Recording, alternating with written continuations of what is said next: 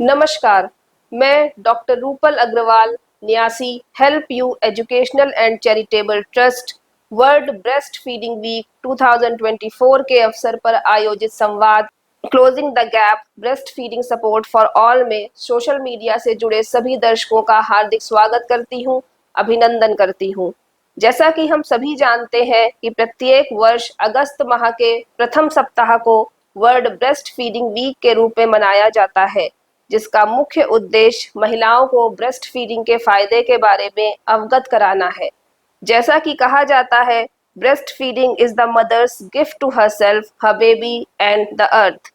आज हमारे साथ मुख्य वक्ता के रूप में ब्रेस्ट फीडिंग वीक के बारे में अधिक जानकारी देने के लिए डॉक्टर शिखा श्रीवास्तव जी मौजूद हैं, जो कि एक वरिष्ठ प्रसूति रोग विशेषज्ञ हैं तथा जिनके पास प्रतिष्ठित राष्ट्रीय और अंतर्राष्ट्रीय संगठनों के साथ काम करने का 3 दशकों से अधिक का अनुभव है। डॉक्टर श्रीवास्तव ने परिवार नियोजन, मातृ एवं शिशु स्वास्थ्य, सर्वाइकल कैंसर की रोकथाम, गैर संचारी रोग आदि अनेक स्वास्थ्य क्षेत्रों को छुआ है। डॉक्टर श्रीवास्तव भारत के ब्रेस्ट फीडिंग प्रमोशन नेटवर्क में सदस्य रही हैं तथा उन्हें महिला स्वास्थ्य कार्यक्रम 2015 में पीएसआई प्रेसिडेंट अवार्ड से नवाजा जा चुका है। डॉक्टर शिखा श्रीवास्तव, बहुत बहुत स्वागत है आपका help you educational and charitable trust द्वारा आयोजित संवाद closing the gap breastfeeding support for all में। डॉक्टर श्रीवास्तव, सबसे पहले तो एक सवाल आपसे ये है कि क्या आप शिशुओं और माताओं के लिए ब्रेस्ट फीडिंग के फायदे के बारे में या उनसे होने वाले लाभों के बारे में कुछ बता सकती हैं? हाँ, बहुत अच्छा प्रश्न किया रूपल आपने। ब्रेस्ट फीडिंग, जो कि माँ का दूध का सेवन कराना नवजात बच्चे को, ये नई चीज़ नहीं है, बहुत पुरानी है और नेचुरल तरीके से होती चली आ रही है।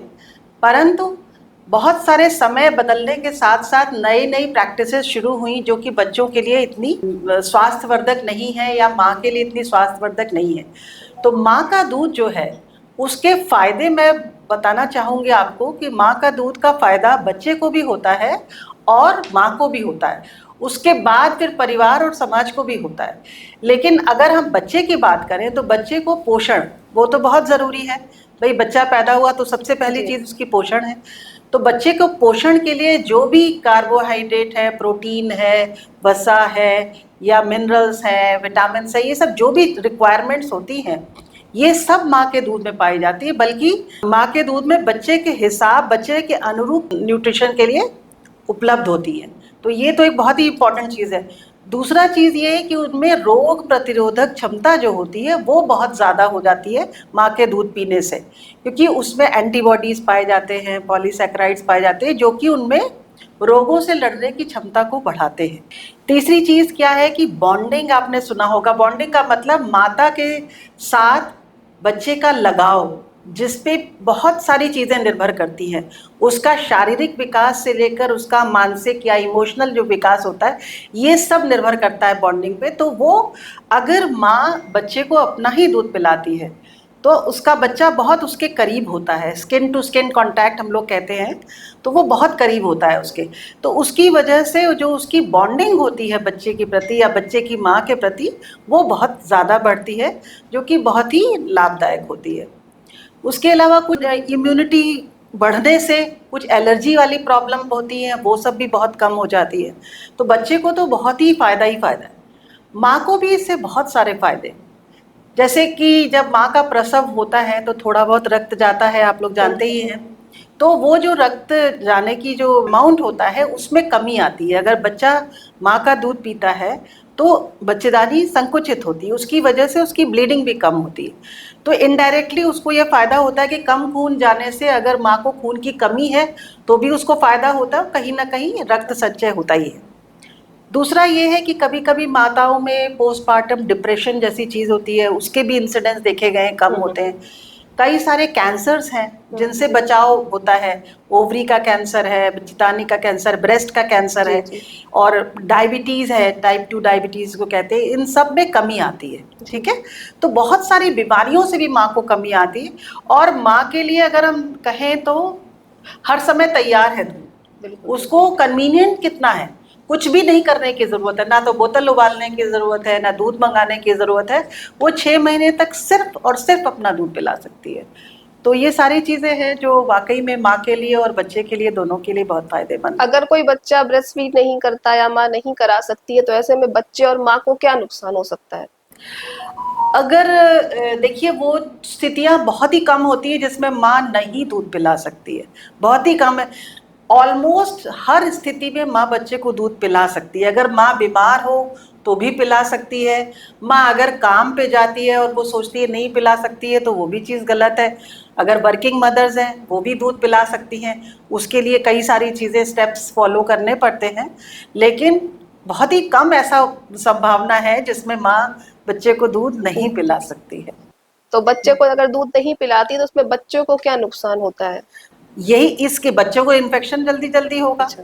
पोषण नहीं मिलेगा, बहुत अप्रोप्रिएट पोषण नहीं मिलेगा, तो उनका विकास नहीं होगा, विकास इम्यूनिटी वीक हो शारीरिक भी नहीं जाएगी। होगा, मानसिक भी नहीं होगा, प्लस वो जल्दी जल्दी बीमार पड़ेंगे।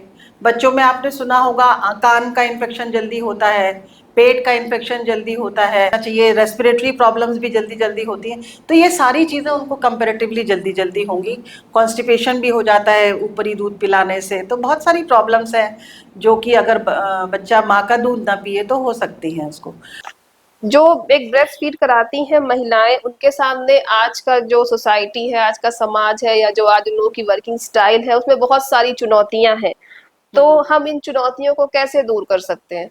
देखिए, जिसको आप चुनौती वर्ड यूज कर रहे हैं, मैं ये कहूँगी कि बहुत सारी भ्रांतियां भी हैं। अगर चुनौतियां इस तरीके की हो सकती हैं, जैसे कि अगर वर्किंग मदर है, वो ऑफिस जा रही है, वो कैसे दूध पिलाएगी, या किसी सोशल गैदरिंग में गई है और बच्चे का दूध पिलाने का टाइम हो गया है तो कैसे पिलाएगी, या शहर से बाहर गई है जिसमें उसको लग रहा है कि अरे इतने सारी पब्लिक के बीच में हम कैसे पिलाएंगे। इस तरह की चुनौतियां आ सकती हैं, लेकिन इसका समाधान भी है, क्योंकि अब हमारी पॉलिसी ये कहती है कि आप माता को हर जगह स्तनपान कराने का अधिकार है। बिल्कुल। जैसे रिसेंटली मैं आपसे शेयर करना चाहती हूँ कि मैं अभी गई थी वाराणसी में। अच्छा। तो वहाँ के मंदिर के जस्ट बाहर छोटे छोटे केबिन्स बने हुए थे जिसमें कि लिखा हुआ था स्तनपान कक्ष। तो ये एक तरीके से पहल है जो कि समुदाय में लोगों के पास है। हमारी पॉलिसीज है इस तरीके की कि उसको रेस्पेक्ट किया जाए, रेस्पेक्टफुल तरीके से वो स्तनपान पब्लिक प्लेसेस पे भी करा सके। तो इस तरीके की चुनौतियों को इस तरीके से हैंडल कर सकती है। जहाँ तक रही कुछ भ्रांतियों की बात, उसके लिए हमें जैसे ज्ञान देने की ज़रूरत है, अवेयरनेस जनरेट करने की ज़रूरत है, लोगों को बताने की ज़रूरत है कि ब्रेस्ट स्तनपान कराने से क्या फ़ायदा है, नहीं कराएंगे तो क्या नुकसान है। तो ये सब चीज़ें अगर हम बताते रहते हैं समय समय पर, डिफरेंट लेवल पे, समुदाय में जाके, अस्पतालों में, या सोशल मीडिया के द्वारा, तो बहुत सारी चीज़ों को हम एड्रेस भी कर सकते हैं। डॉक्टर साहब, जो ये ब्रेस्ट फीडिंग कराने वाली माताएं होती हैं, उनको हेल्थ केयर प्रोवाइडर्स, उनकी फैमिलीज, या जो उनके एम्प्लॉय होते हैं, उनके साथ काम करने वाले लोग होते हैं, वो उनको किस तरह से मदद कर सकते हैं जिससे माँ और बच्चे के बीच बॉन्डिंग बढ़े? अच्छा, तो आपने ये मतलब हेल्थ केयर वर्कर्स कई तरह से कर सकते हैं मदद। हेल्थ केयर वर्कर्स में देखिए, आते तो डॉक्टर्स भी हैं, डॉक्टर्स हैं, नर्सेज हैं, हमारी आंगनबाड़ी कार्यकर्ता हैं, या एएनएम्स हैं, है ना। तो ये सारे लोग एक पूरी गवर्नमेंट के फंक्शनरीज हैं जिनको कि इसकी ट्रेनिंग दी जाती है, जिसमें उनको बताया जाता है कि क्या, किस तरीके से ब्रेस्ट फीडिंग के फ़ायदे क्या हैं, ब्रेस्ट मिल्क के फ़ायदे क्या हैं, ये बताने के साथ साथ किस तरीके से वो माताओं को हेल्प कर सकती हैं। जो ब्रेस्ट फीडिंग काउंसलिंग होती है उसकी भी ट्रेनिंग उनको दी जाती है समय समय पर।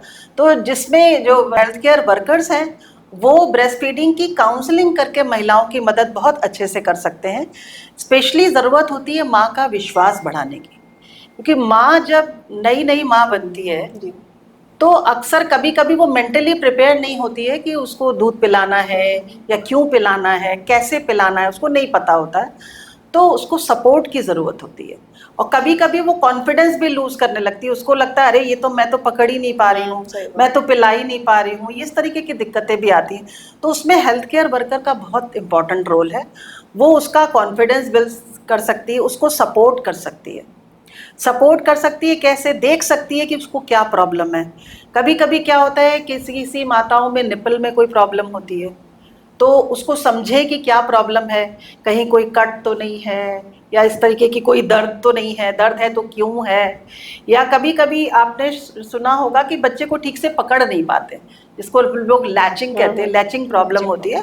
तो ये भी एक बहुत कॉमन प्रॉब्लम है कि अगर थोड़ा सा माँ को सपोर्ट नहीं किया जाए शुरू में कि वो कैसे पकड़ सकती है बच्चे को, कैसे दूध पिला सकती है, कैसे उसका skin to skin contact proper होगा, जिससे माँ का दूध पीते समय बच्चे का मुंह अच्छे से एरियोला को पकड़ पाए। तो जितने अच्छे से पकड़ेगा तो उतने अच्छे से उसके मुंह में दूध जाने लगेगा। और अगर अटैचमेंट प्रॉपर नहीं होगा तो उसकी सकिंग अच्छी नहीं होगी, ठीक है। तो इसलिए इन सब चीज़ों में हेल्थ केयर वर्कर्स का बहुत इंपॉर्टेंट रोल है। वो इसमें उनका कॉन्फिडेंस बढ़ा सकते हैं, उनको सपोर्ट कर सकते हैं, उनसे पूछ सकते हैं कि उनको क्या समझ में आया, कोई प्रॉब्लम तो नहीं है ना। और उनको नॉलेज दे सकते हैं कि क्यों हम कर रहे हैं, वरना वो ये भी सोच सकते हैं कि अरे बोतल का तो बढ़िया बढ़िया मिल रहा है, फैंसी दूध मिल रहा है, वो पिलाएं। बट हाँ, वो पूछ सकते हैं कि आप क्यों नहीं पिलाना चाहती हो, तो उनकी मिथ्स हैं उसको दूर कर सकते हैं। तो इस तरीके से तो हेल्थ केयर वर्कर्स सपोर्ट कर सकते हैं। फैमिली सपोर्ट बहुत इंपॉर्टेंट है। इसीलिए हम लोग क्या करते हैं, कभी कभी ब्रेस्ट फीडिंग काउंसलिंग में कहते हैं कि हस्बैंड को, या जो अगर मेन मेंबर उनके घर में कोई और है, जैसे मदर इन लॉ है, उनको भी इंक्लूड करना चाहिए। क्योंकि अक्सर ऐसा भी देखा गया है कि बच्चा एक खिलौने की तरह आ गया घर में, उसके बाद बड़े लोग तो उसके साथ खेलना चाह रहे हैं, सब कुछ है, माँ को खाली दूध पिलाने के लिए दे दिया, जबकि सब सही नहीं है। गलत क्या कहेंगे, सही नहीं है। क्योंकि बच्चा जितना माँ के साथ रहेगा 24 घंटे, जिसको हम लोग कहते हैं बिल्कुल skin to skin contact maximum होगा, रूमिंग इन होगी, जिसको जितना साथ में रहेगा उतना उसका मिल्क प्रोडक्शन अच्छा होता है, और उतना अच्छे तरीके से वो दूध उसको पिला पाएगी, और दूध उत्पन्न भी ज़्यादा होगा। तो इसलिए इसमें फैमिली का सपोर्ट है। मतलब उसमें घर वाले ये चाह रहे हैं उसको पूरी तरीके से फ्री रखें कि बच्चा ज़्यादा से ज़्यादा माँ के पास रह पाए। उसको ये नहीं कि खाली एक मशीनरी की तरह बस दूध पिलाना है, पॉटी कराना है, उसके लिए पकड़ा दिया उसको, ये नहीं होना चाहिए। उनका पूरा सपोर्ट होना चाहिए कि वो पूरी तरीके से 6 महीने तक तो पूरी तरीके से स्तनपान कराए। जो माँ होती हैं, जो एक ब्रेस्ट फीडिंग मदर्स होती हैं, उनके खाने में न्यूट्रिशियस वैल्यू जो होती है वो कैसी होनी चाहिए, किस तरह के न्यूट्रिशियस जो खाने का सामान है उनको खाना चाहिए, जिससे जो उनकी ब्रेस्ट फीडिंग है जो आसान हो सके। ये आपने बहुत अच्छी बात पूछी है, जो कि शायद बहुत महिलाओं को ज़रूरत भी है जानने की। क्योंकि देखिए क्या होता है कि जब वो माताएं गर्भवती होती हैं, उसी टाइम से उनकी कैलोरी रिक्वायरमेंट या उनकी न्यूट्रिटिव फूड की रिक्वायरमेंट बढ़ जाती है, और दूध पिलाने के समय ये और बढ़ जाती है। तो कहना चाहिए इस तरीके से कि आप अगर 3 बार 4 बार खाना खाते हो, तो स्तनपान कराने वाली महिलाओं को कम से कम 5-6 बार खाना खाना चाहिए।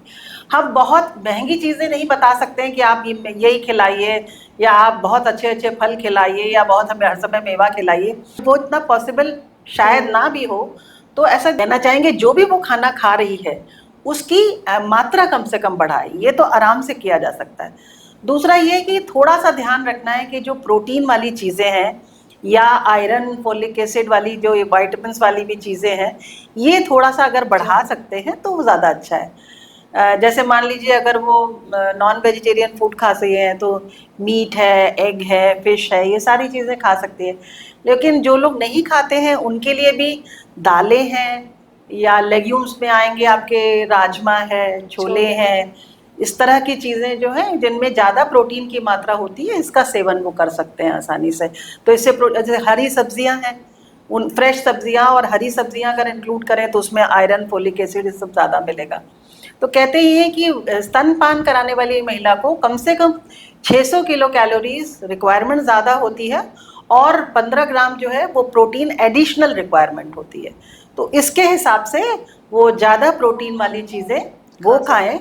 पनीर है, दूध की चीज़ है, दही है, ये लेग्यूम्स हैं, ये सारी वेजिटेरियन में भी अवेलेबल हैं, ये चीज़ें खाएं। और प्लस अपनी जितनी खुराक है, जितना देखिए कुछ तो स्वाभाविक होता है, स्तनपान कराने वाली महिला को भूख ही ज़्यादा लगती है, तो जब भी भूख लगे तो वो खाए, और कोशिश करे कि 5 से 6 बार ज़रूर खाए ठीक से। आज जो महिलाएं हैं वो ज्यादा से ज्यादा वर्किंग हैं, उनकी जब लीव खत्म हो जाती है मैटरनिटी लीव, तो उन्हें काम पर वापस जाना पड़ता है। तो वो किस तरह की क्या चीजें जो है वो फॉलो करें, कौन सी रणनीतियां फॉलो करें जिससे जो है उनका जो ब्रेस्ट फीडिंग है, जो उनका बच्चे के साथ उनको ब्रेस्ट फीड कराना है, उसमें उन्हें मदद मिल सके? देखिए, कामकाजी महिलाएं बहुत बढ़ रही हैं, बहुत बढ़ रही हैं। अब हर तरह में देखा जाए, लोअर तबके में भी देखा जाए तो वो कुछ नहीं तो ऑर्गेनाइज सेक्टर में उनको घर घर जाके काम कर रही हैं, या और अगर आप अपर लेवल पे देखें तो भी सब लड़कियां आज बराबर के पढ़ रही हैं, सब बराबर जा रही हैं। तो ये एक बहुत ही इम्पॉर्टेंट पॉइंट है कि किस तरीके से उनको सपोर्ट किया जाए। सबसे पहले तो ये कि एम्प्लॉयर जो उनके भी हैं, जो भी उनके एम्प्लॉयर्स हैं, उनको ये समझना चाहिए कि ये कितना ज़रूरी है। तो उनकी जो भी ऑर्गेनाइजेशनल पॉलिसीज़ हैं, उसमें अगर कोई चीज़ें नहीं हैं तो उसमें बदलाव करने की ज़रूरत होता है। अब बहुतों में होने भी लगा है हायर लेवल पे। और जैसे उसको मैटरनिटी लीव अगर खत्म हो गई, पहले तो मैटरनिटी लीव जितना बढ़ जाए, हम लोग तो यही है, बहुत जगह हो भी गई है 6 महीने की, तो उसमें इस एक्सक्लूसिव ब्रेस्ट फीडिंग वो 6 महीने तक करा ही सकती है। लेकिन अभी भी बहुत जगहों पे 3 महीने हैं मान के चलिए, तो उसमें वो उसको दूध पिलाने की छुट्टी मिलनी चाहिए, जब ज़रूरत होती है तो उसको थोड़ी देर के लिए ब्रेक मिलना चाहिए, या अगर वहीं पे वो फीड करा रही है तो उसको एक प्राइवेट स्पेस मिलने चाहिए जहाँ पे वो करा सकती हो।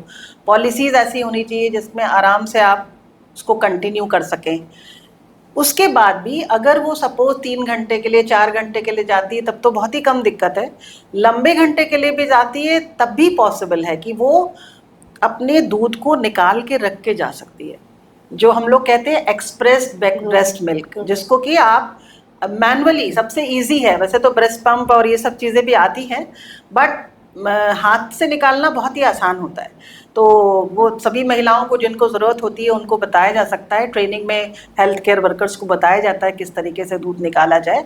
तो वो एक साधारण कटोरी में, या एक तरीके का प्रोपिलीन का उसका आता है, प्लास्टिक का डिब्बा आता है, उसमें निकाल के और बिल्कुल बंद तरीके से ढक करके 6 से 8 घंटे तो आप मान के चलिए रूम टेम्परेचर पे रह सकता है। उससे ज़्यादा रखने की ज़रूरत ही नहीं है अगर वर्किंग मदर है। तो उसमें जो भी उसके पीछे से बच्चे को देख रहा है वो उसको कटोरी चम्मच से पिला सकता है ना। और ये भी हो सकता है, उसके अलावा उसको ये कोशिश करनी चाहिए कि जब महिला जा रही है तो बच्चे से दूध पिला के जाए उसको, और जब आती है लौट करके उस टाइम पे बिल्कुल घड़ी देख के दूध पिलाने की ज़रूरत नहीं है, जितना मैक्सिमम पिला सकती है पिलाए। रात में ज़रूर पिलाती रहे, है ना, क्योंकि रात में पिलाने से क्या होता है, दूध जो है बनने की जो प्रक्रिया है वो अच्छी बनी रहती है। तो इस तरीके से वो मैनेज कर सकती है, कोई ऐसी दिक्कत नहीं है। एक्सक्लूसिव ब्रेस्ट फीडिंग आराम से 6 महीने तक कर सकती है। हाँ। जब हम लोग जब हॉस्पिटल्स में होते हैं तो वहां पर हमें बॉटल फीडिंग मना की जाती है, तो क्या मतलब हानियां हैं बॉटल फीडिंग करने की, या कोई मतलब नहीं करानी चाहिए तो क्यों नहीं करानी चाहिए? देखिए, बॉटल फीडिंग कितना भी हो एक आर्टिफिशियल तरीका है दूध पिलाने का, है ना। तो आपने देखा होगा मदर का निप्पल और जो बॉटल का निप्पल होता है उसमें भी बहुत फ़र्क होता है, बनावट में भी, टेक्सचर में भी बहुत तरीके से फ़र्क होता है। तो बॉटल फीडिंग जब बच्चे करते हैं तो उनको बस थोड़ा सा मुंह खोलना पड़ता है और उनके आराम आराम से चला जाता है। तो उससे क्या होता है कि बहुत सारे कभी कभी ओवर भी पी लेते हैं, कभी ठीक से नहीं जाता है तो कम पीते हैं। और सबसे पहली ज़रूरी चीज़ तो ये जानना ज़रूरी है कि जो बॉटल का दूध है उसमें और माँ के दूध में बहुत अंतर है, क्योंकि उसमें जो है उसमें फ्रेश एंटीबॉडीज़ और ये सब चीज़ें नहीं होती हैं, लाइव चीज़ें नहीं होती हैं। तो उससे जो उसको फ़ायदा मिल रहा है रोगों से लड़ने का, वो सब नहीं मिलता है। और दूसरा चीज़ है, बॉटल फेड बच्चे अक्सर जल्दी जल्दी बीमार पड़ते हैं। और बीमार पड़ने की कई सारी चीज़ें, एक तो उसको एंटीबॉडीज़ और ये सब मिल नहीं रहे पहली चीज़, और दूसरी चीज़ बॉटल हाइजीन बहुत मेंटेन करनी पड़ती है। अगर बॉटल हाइजीन में अगर आपने उसको हर बार उबाला नहीं, निपल्स को ठीक से साफ़ नहीं किया, बॉटल को ठीक से साफ़ नहीं किया, और जितना रिक्वायर्ड टाइम है उसमें उबाला नहीं ठीक से, तो उसको इन्फेक्शन होने का डर रहता है। तो ये सारे नुकसान हैं जो कि उनको बताना चाहिए ताकि उनको समझ में आए। और अल्टीमेटली ये माँ की चॉइस होना चाहिए कि उसको क्या करना है। उसको हम नॉलेज इस तरीके से दें कि उसको समझ में आए कि माँ का दूध कितना ज़रूरी है ना। तो और एक बार माँ को समझ में आ जाएगा कि नहीं, माँ का दूध बहुत ज़रूरी है, तो उसका जब आत्मविश्वास बढ़ेगा तो वो हर संभव प्रयास करेगी कि वो अपना दूध पिलाए। जी, ठीक है। ये ब्रेस्ट फीडिंग से जुड़ी कुछ मिथ्स है, कुछ जो आपके मिथक हैं, उनके पीछे की क्या सच्चाई है? देखिए, एक मिथ जो है बहुत ज्यादा ये है कि लोग मोटे हो जाते हैं। लोग सोचते हैं कि ब्रेस्ट फीडिंग कराएंगे तो मोटे हो जाएंगे, लेकिन सच्चाई ये है कि अगर वो प्रॉपर डाइट लेती हैं, प्रॉपर प्रोटीन वाइटामिन ये सब का ध्यान रखती हैं, तो इवन उनका वेट प्री प्रेगनेंसी जैसा भी हो सकता है, मतलब गर्भवती होने के पहले जैसा भी हो सकता है। ठीक है।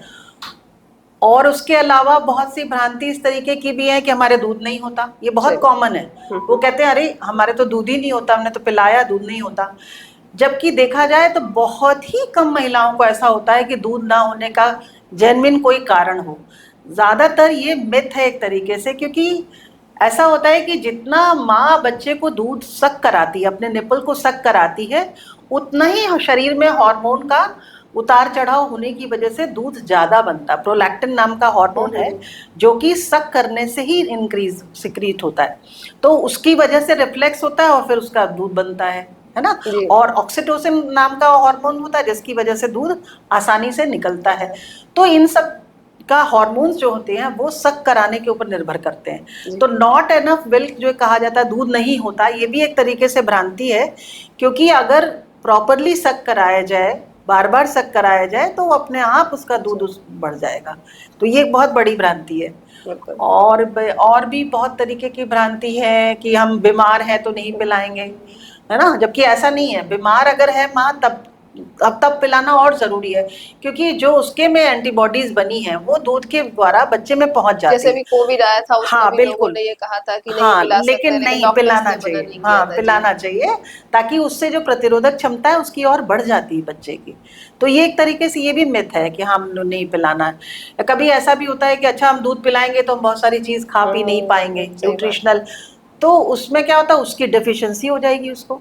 अगर आप डर गए कि नहीं खा रहे हैं तो उससे अल्टीमेटली न्यूट्रिशन उसको कम मिलेगा। तो ये भी एक तरीके का मिथ है कि नहीं, उसको नहीं करना है। या ये भी है कि वर्किंग मदर्स नहीं पिला सकती, अरे तो नौकरी पे जाना ही, अब तो छोड़ना ही पड़ेगा। तो ये भी एक तरीके से मिथ है, क्योंकि इनके भी तरीके हैं। आप पूरी तरीके से स्तनपान 6 महीने तक करा सकती हैं। उसके बाद तो जरूर है, बच्चे को जरूरत होती है ज्यादा, क्योंकि 6 महीने के बाद जो खाली माँ का दूध है उससे उसका विकास नहीं होगा, तो उसमें फिर उसको ऐड करना है, जो चीजों को ऐड करना है वो उसको देना ही पड़ता है। जैसे खिचड़ी है, दलिया है, फ्रूट्स हैं, दाल है, ये सारी चीजें धीरे धीरे करके बढ़ानी पड़ती है, लेकिन वो एडिशनल होती है माँ के दूध से। माँ का दूध तो फिर भी WHO के हिसाब से 2 साल तक उसको पिलाते ही रहना चाहिए, 6 महीने तक एक्सक्लूसिव, उसके बाद कम से कम 2 साल तक, उसके अलावा जब तक पिलाना चाहे पिला सकती है। ब्रेस्ट फीडिंग माँ के मानसिक स्वास्थ्य पर कैसे असर डालता है और इससे संबंधित समस्याओं का समाधान कैसे निकाला जा सकता है? देखिए, मानसिक स्वास्थ्य भी बहुत ही इम्पोर्टेंट है, जितना शारीरिक स्वास्थ्य है उतना ही मानसिक स्वास्थ्य, क्योंकि मानसिक रूप से अगर महिला स्वस्थ नहीं रहेगी तो बच्चे की केयर पे भी बहुत फर्क पड़ेगा। तो ऐसा देखा गया है कि जो ब्रेस्ट फीडिंग कराती हैं जो महिलाएं, उनमें ज़्यादातर पोस्टपार्टम डिप्रेशन नहीं होता है। तो इस तरीके से, लेकिन अगर किसी में होता है डिप्रेशन या कोई प्रॉब्लम होती है, तो ब्रेस्ट फीडिंग को प्रमोट करने से जब बेबी के प्रति उसका इमोशनल अटैचमेंट बढ़ता है तो धीरे धीरे कम हो जाती है। और दूसरी बात ये भी कि बहुत सारी मिथ्स हैं जिसकी वजह से भी मानसिक प्रॉब्लम डेवलप होती हैं। जैसे हमें दूध नहीं हो रहा तो उसको एंग्जाइटी होती है कि अरे मेरे दूध नहीं हो रहा, या बहुत देर तक वो बच्चे को नहीं पकड़ पा रही है किसी वजह से, लगता है कि अरे क्या है, नींद नहीं पूरी होती है, एक रिजेक्शन की फीलिंग आने लगती है। तो ये सारी चीज़ें जो है, अगर उसको सपोर्ट किया जाए, उसका कॉन्फिडेंस बिल्ड किया जाए, उसको सपोर्ट किया जाए, तो वो करने लगती है। और धीरे धीरे उसका कॉन्फिडेंस जैसे ही बढ़ता है तो उसकी ये मानसिक तनाव या मानसिक एंग्जाइटी की प्रॉब्लम्स है ये भी कम हो जाती है।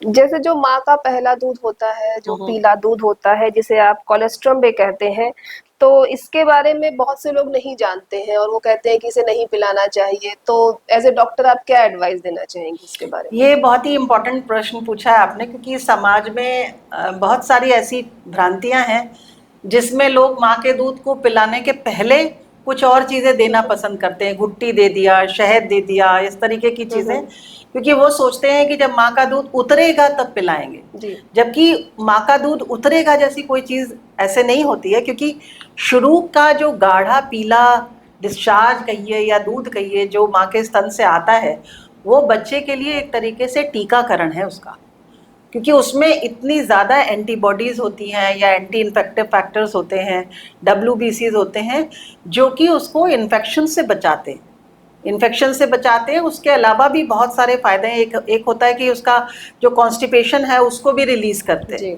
और उसको रिलीज करने से क्या होता है कि उसको जॉन्डिस वगैरह जो आपने सुना होगा, हाँ, हाँ। न्यूबॉर्न बच्चों में जॉन्डिस होती है, जॉइंटिस हो तो जाता है। इन सब की भी संभावना जो है धीरे धीरे कम कम हो हो जाती है। जाती है। परगेटिव इफेक्ट होता है बिल्कुल। कोलोस्ट्रम का, तो उससे कम हो जाती है। तो कोलोस्ट्रम तो बहुत ही इंपॉर्टेंट चीज़ है।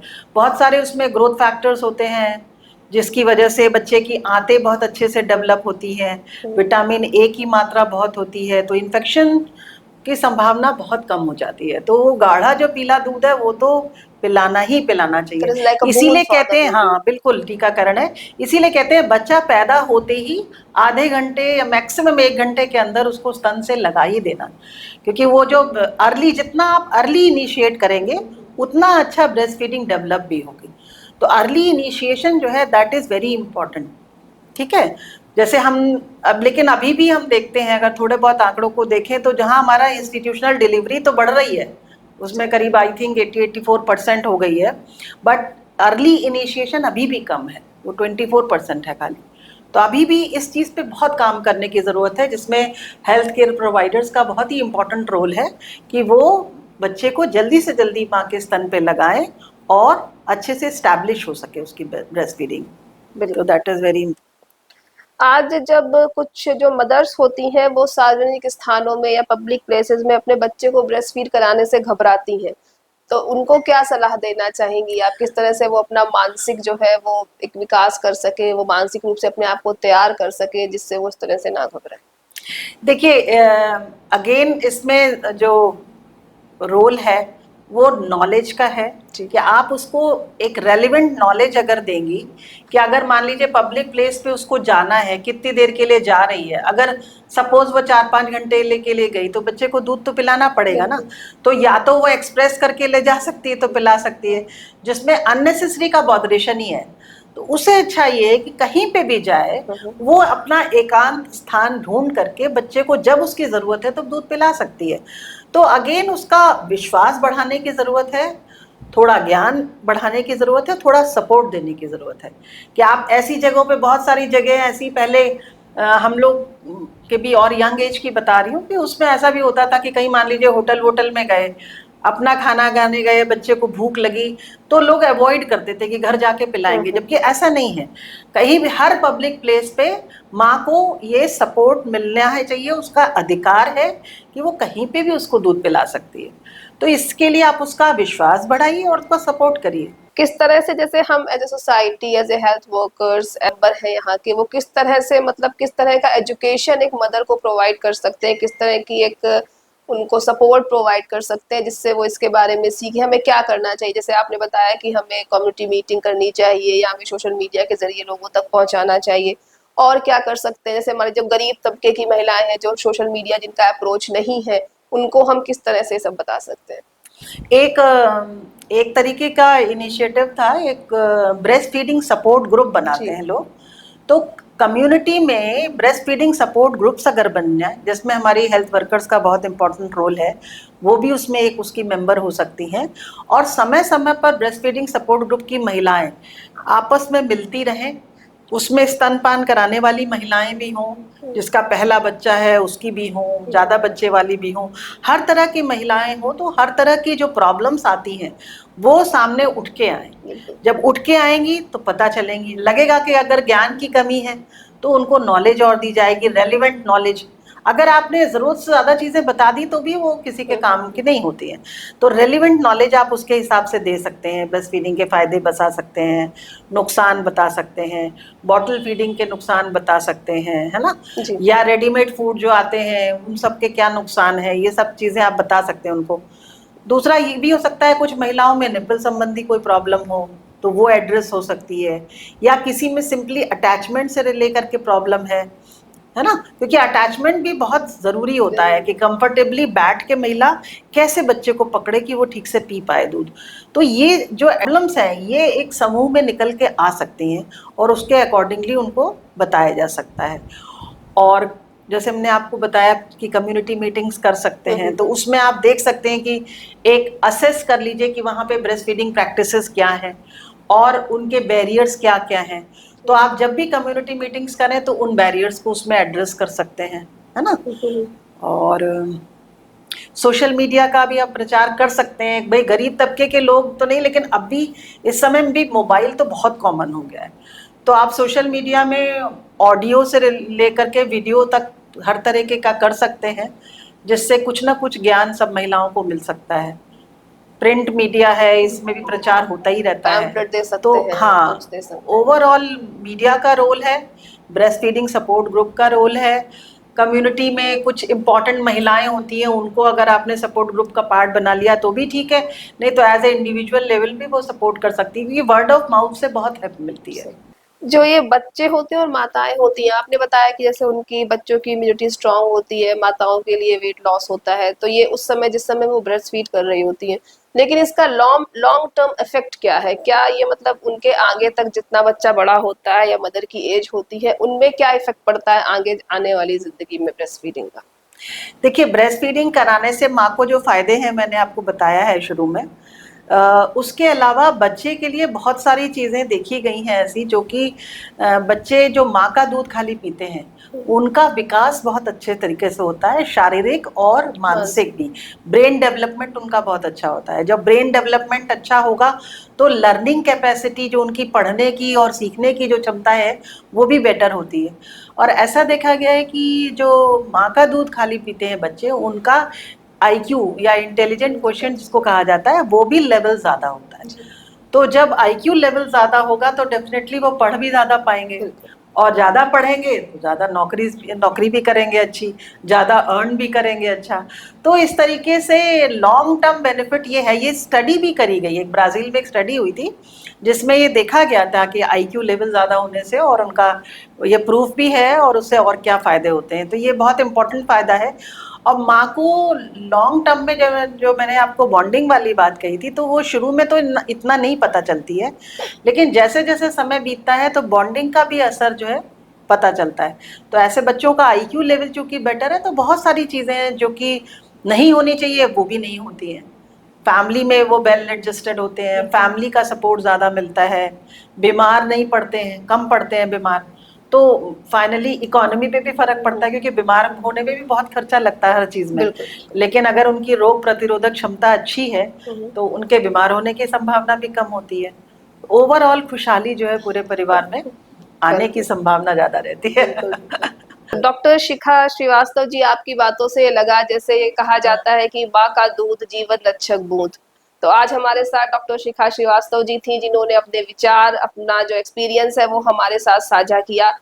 हम आशा करते हैं कि आपको हमारा ये जो एक पहल है, जो हम एक इंटरव्यू के जरिए आपके साथ पहुंचाना चाहते हैं, आपको पसंद आया होगा। तो इसी के साथ ये इंटरव्यू हम यहाँ समाप्त करते हैं। शिखा जी, आपका बहुत बहुत धन्यवाद कि आपने अपना कीमती समय हमें दिया, और आगे एक नई कड़ी के साथ फिर मिलेंगे। धन्यवाद।